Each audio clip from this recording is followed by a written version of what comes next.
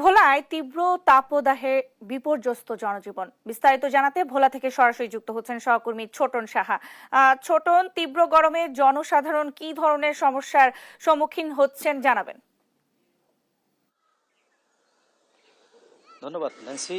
যেমনটি বলছিলেন, গত কয়েকদিন ধরেই কিন্তু এই যে তাপদাহ বিরাজ করছে, এর কারণে কিন্তু জনজীবনে বিপর্যয় নেমে এসেছে। বিশেষ করে নিম্ন আয়ের যে সমস্ত মানুষ রয়েছেন, খেটে খাওয়া যে সমস্ত মানুষ রয়েছেন, তারা কিন্তু কাজে যেতে পারছেন না। তাদের পরিবারে নেমে আসছে অনেকটা দুর্ভোগ। এবং একই সাথে যেহেতু তাপমাত্রা অনেকটা বেশি, এই তাপমাত্রা বেশি থাকার কারণে কিন্তু যে অসুবিধাটি সৃষ্টি হচ্ছে, যে এখন যে বোরোর মৌসুম চলছে, এই বোরোর মৌসুমের যে পরাগরেণু আছে সেগুলো কিন্তু ঝরে পড়ছে।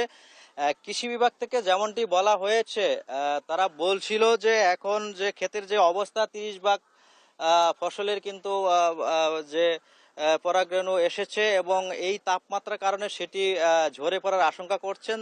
এবং কৃষকরাও কিন্তু আমাদেরকে এই ব্যাপারটি বলেছিলেন যে আসলে এই তাপদাহের কারণে তাদের ফসলের পোকার আক্রমণ বেড়েছে। একই সাথে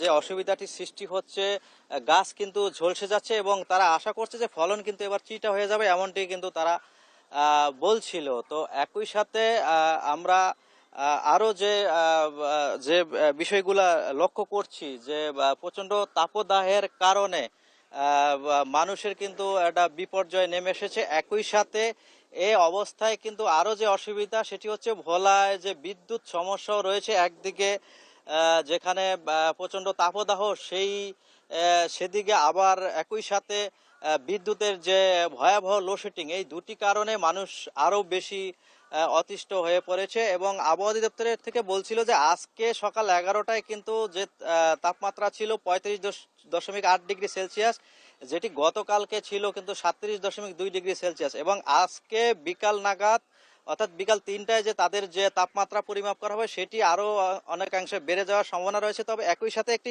সুখবরও কিন্তু আবহাওয়া অফিস থেকে দিয়েছে। তারা বলছিল যে আগামী কালকে বা পরশুদিন কিন্তু একটা বৃষ্টিপাতের সম্ভাবনার কথাও কিন্তু তারা জানিয়েছেন। অথবা এই যখন অবস্থা যে প্রচন্ড তাপদাহ, বিগত কয়েক বছরে এমনটি হয়নি, এই বিষয়টি কিন্তু ভোলার মানুষ কিন্তু বলছিল। তো এই আবহাওয়া নিয়ে তারাও অনেকটা চিন্তিত। একই সাথে কৃষকরা চিন্তিত, যারা খেটে খাওয়া মানুষ রয়েছেন, শ্রমজীবী মানুষ রয়েছেন, তারাও কিন্তু দুর্ভোগে পড়েছেন। যদি এটি অব্যাহত থাকে সেক্ষেত্রে তাদের জীবনে কিন্তু ছন্দপতন ঘটবে বলে এমনটি তারা বলছিল। তো এ ছিল ভোলাতে যে ভয়াবহ তাপদাহ চলছে তা নিয়ে সর্বশেষ তথ্য। ফিরে যাচ্ছি স্টুডিওতে ন্যান্সির কাছে। ন্যান্সি।